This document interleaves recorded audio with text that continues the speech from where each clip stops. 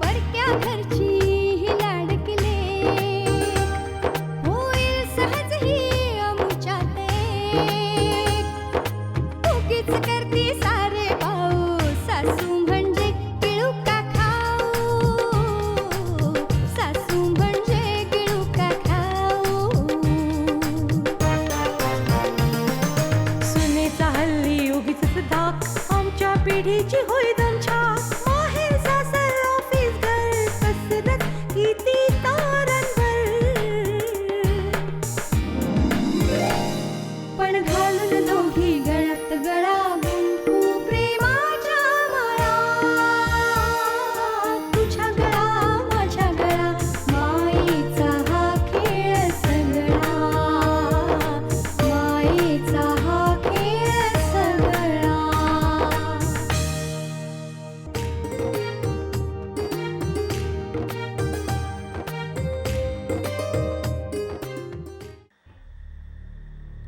स्त्री भ्रूण हत्येविरोधात शासनाची विशेष मोहीम. छ्या, काय माणसं आहेत. मुलगी जन्माला येणार हे समजल्यावर ती जन्माला येऊ नये म्हणून तिला संपवून टाकायचं. का? अरे वंशाचा दिवा आहे ना तो, मग तो पेटण्याआधीच विझवून टाकायचा कसा? अरे मुलगा असो किंवा मुलगी असो, पण आपल्या रक्ताचा वारसदार असणं महत्वाचं नाहीये का?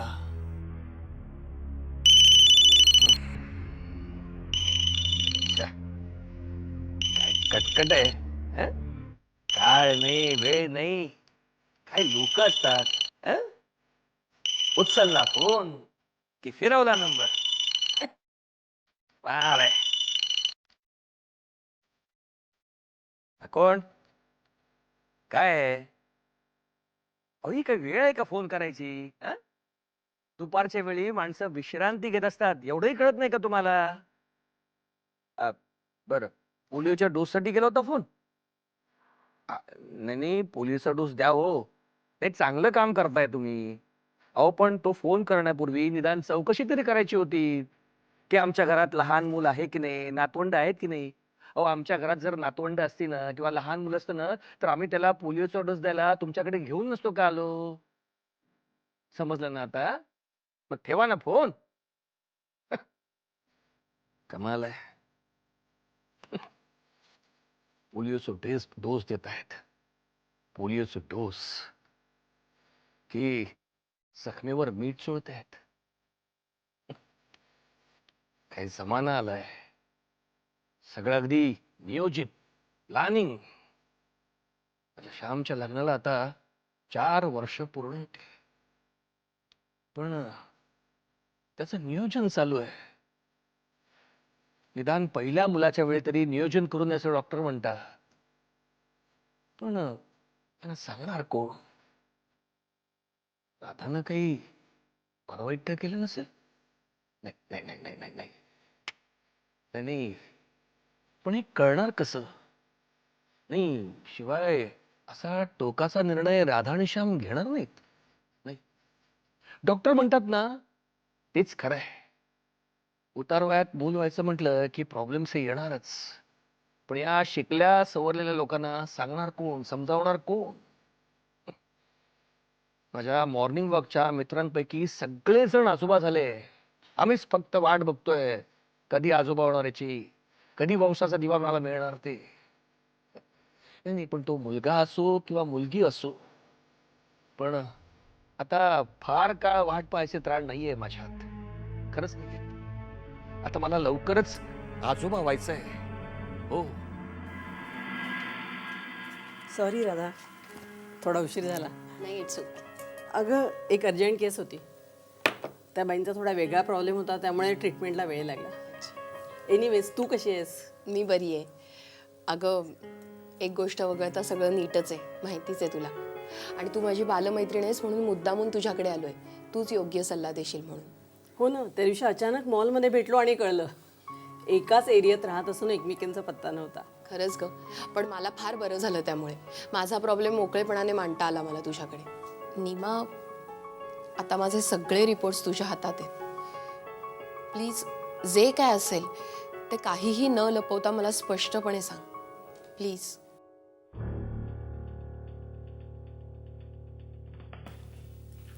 डॉक्टर, निदान जे काही असेल ते अगदी स्पष्ट सांगा. म्हणजे मग त्या परिस्थितीतून काय मार्ग काढायचा ते ठरवता येईल. आणि जे काही डायग्नोसिस असेल ते ऐकायची आमच्या मनाची पूर्ण तयारी आहे. हे पाहू श्याम, राधा, मी तुम्हाला जे काय सांगते ना ते शांतपणे आणि धीरानं घ्या. तुमचे रिपोर्ट्स बघितल्यावर माझ्या लक्षात आलं की तुमचा फर्टिलिटी रेट खूप कमी आहे आणि अशा वेळी क्वचितच गर्भधारणा होते.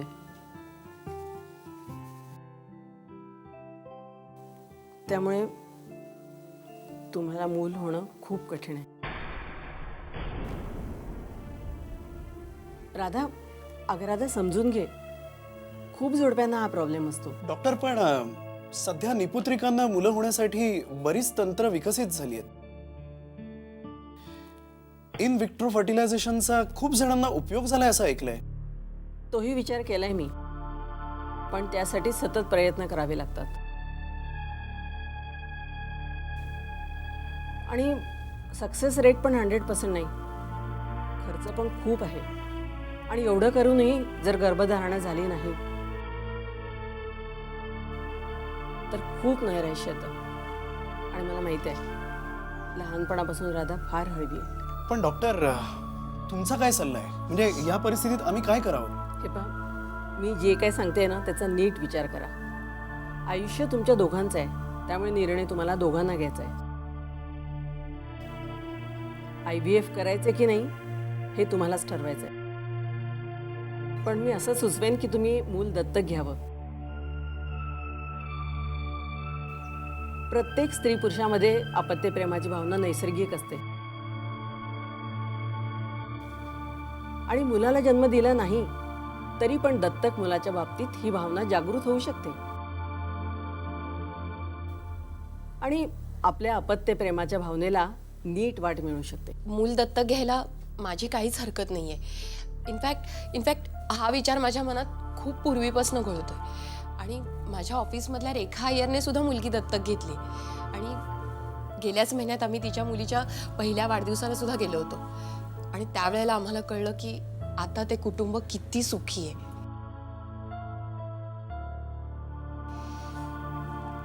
फक्त ती श्यामची काही हरकत आहे का? तुम्ही एक असं सुखी कुटुंब पाहिलंय म्हटल्यावर तुम्हालाही मूल दत्तक घ्यायला काहीच हरकत नाही. नाही, म्हणजे माझी काहीच हरकत नाही, पण माझ्या वडिलांना ते पटणार नाही. म्हणजे त्यांची त्याविषयी ठाम मत आहेत. दुसऱ्याच्या मुलाला तर ते जवळही नाही करणार. त्यातून मी एकुलता एक.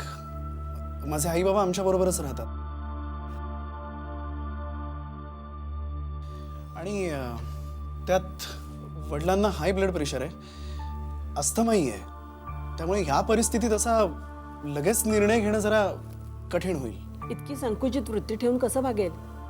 कित्येक जोडप्यांनी मुलं दत्तक घेतली आहेत आणि आज ते एका परिपूर्ण कुटुंबाचा आनंद घेतात आहे. तुझ्या गळा माझ्या गळा, तुझ्या गळा माझ्या गळा. आणि आज ते एका परिपूर्ण कुटुंबाचा आनंद घेतात आहे. आणि तुम्हाला माहीत असेल परदेशातून सुद्धा अनेक जोडपी इथे येतात. इथल्या लिगल प्रोसेस, औपचारिक बाबी पूर्ण करून मूल दत्तक घेतात. आणि आपल्या भारतात सुद्धा खूप पूर्वीपासून दत्तक विधानाची परंपरा चालू आहे. हे सगळं मान्य आहे मला आणि आई सुद्धा या बाबतीत अगदी आनंदाने हो म्हणेल. नीमा, एका मुलाची आई होण्याचे स्वप्न नाही का ग मी पूर्ण करू शकत? एका मुलाला वाढवणं, त्याला प्रेम देणं, एक आई होण्यातलं सगळी सुख दुःख अनुभवणं हे मला कधी मिळणारच नाहीये का ग? किती पोकळी राहील ग माझ्या आयुष्यात. हे बघ राधा, असा धीर सोडू नको. हे बघ सगळं नीट होईल. अगं पुष्कळदा तर अशा केसेसमध्ये मूल दत्तक घेतलं ना की त्याच्या प्रेमाने आनंदित होऊन अशा केसेसमध्ये अनेक बायकांना दिवस राहतात. आणि एक दुसरा पण विचार माझ्या मनात आहे.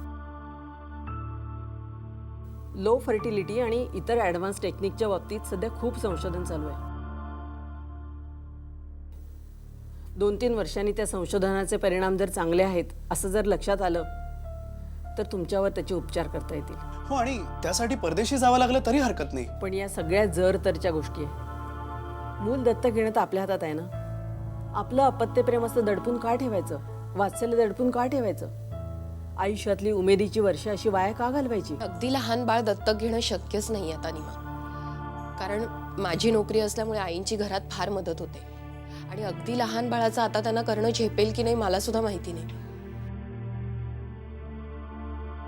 एखादी चांगली बाई बाळाचं करण्यासाठी मिळाली तर बरंच आहे, पण नाहीतर फार प्रॉब्लेम होईल.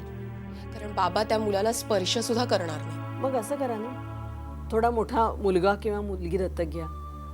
म्हणजे 5-6 वर्षाचं मूल शाळेत जाणार असतं, स्वावलंबी पण असतं. हो, पण या सगळ्यासाठी बाबा तयार व्हायला हवेत ना. मीच या सगळ्याला दोषी आहे.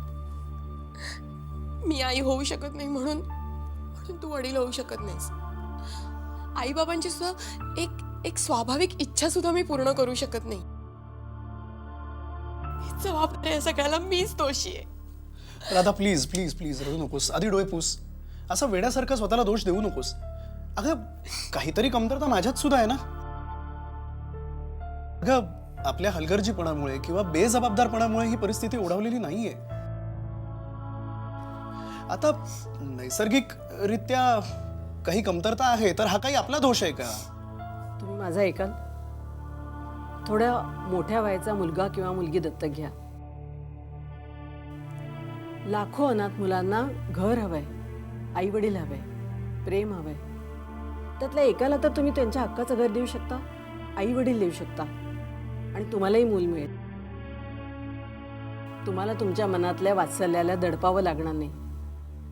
त्या मुलाच्या वाढवण्याचा, त्याच्या जगण्यातल्या प्रत्येक टप्प्याच्या आनंदात तुम्हाला सामील होता येईल. खरं आहे डॉक्टर तुमचं. मी वडिलांना समजवण्याचा प्रयत्न करतो. म्हणजे आता तुम्ही सकारात्मक विचार करायला लागलात. हे पहा, तुम्हाला जी आवश्यक वाटेल ती सगळी मदत करायला मी तयार आहे. इवन बाबांशी बोलायचं असेल, त्यांना समजवायचं असेल तरी मी येईन. मूल दत्तक घ्यायचा जर तुमचा निर्णय झाला तर त्यासाठी जी काय मदत लागेल ती सगळी मदत करायला मी तयार आहे. निमा, तू अगदी बारीक सारीक गोष्टींचा विचार करून सल्ला दिलास. खूप बरं वाटलं. नक्कीच त्या दृष्टीने प्रयत्न सुरू करू आम्ही. आता निघू आता. Nima, thank you very much.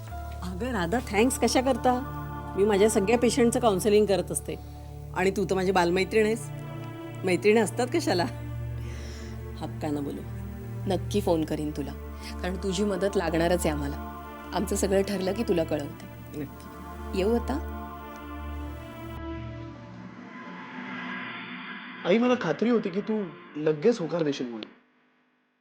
पण तुला सांगू, मला हे माहित आहे की या दत्तक घेण्याला बाबा ठाम विरोध करणार. खरं तर हा पेच कसा सोडवायचा ना, हाच मोठा प्रश्न आहे. तू म्हणतोस ते खरंय. अरे, याविषयी त्यांची मतं अगदी ठाम आहेत. आजच सकाळी मी त्यांना म्हटलं की एखाद्या घरामध्ये प्ले ग्रुप सुरू करूया, त्यानिमित्ताने लहान मुलं घरात येतील, खेळतील. तर ते काय म्हणाले माहितीये? दुसऱ्यांची मुलं या घरात आलेली मला चालणार नाहीत. मला मात्र एखादी मुलगी नात म्हणून या घरात आली ना तर खूप आवडेल, पण त्यांचं मन वळवणं कठीण आहे. आई, तुम्ही बाबांचं मन वळवाल ना, त्यांची समजूत घालाल ना तुम्ही. हे खरंच कठीण आहे राधा. हे बघ, तुझ्यासाठी मी प्रयत्न करेन. तुझं दुःख माझ्या जिव्हारी भिडतं. अगं,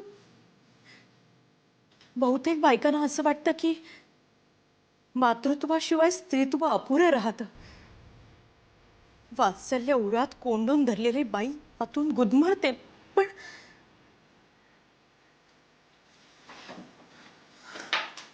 पण काय आई? राधा, मी तुला आश्वासन नाही देऊ शकत ग. हे बघ, हे माझं ऐकतील असं मला नाही वाटत. आणि इतर कोणी ह्याला समजावून सांगावं तर अशी कोणी व्यक्तीही डोळ्यासमोर येत नाही. आई, अगं त्या डॉक्टर निर्मला म्हणाल्या होत्या की आवश्यकता असल्यास मला फोन करा, मी येईन म्हणून. त्या येतील ना, त्या बोलतील बाबांशी. आणि हे मूल दत्तक घेणं हे आपल्या कुटुंबाला किती आवश्यक आहे हे त्यांना समजावून सांगतील ना त्या. मग हे चांगलंच आहे की डॉक्टर सारख्या तज्ञ व्यक्तीनेच बाबाला समजावून सांगितलं तर बाबा ऐकतीलही कदाचित. राधा, ती डॉक्टर तुझी मैत्रीणच आहे ना, मग उद्याच बोलवून घे तिला. आणि मी आत्ताच फोन करते आणि तिला उद्या बोलावते. चालेल.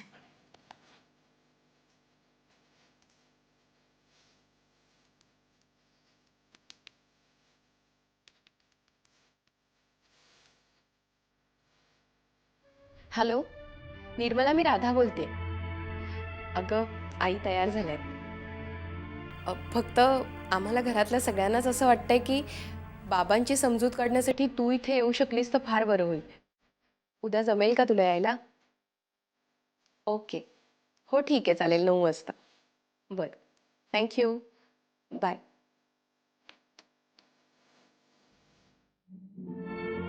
तुझ्या गळा माझ्या गळा, तुझ्या गळा माझ्या गळा.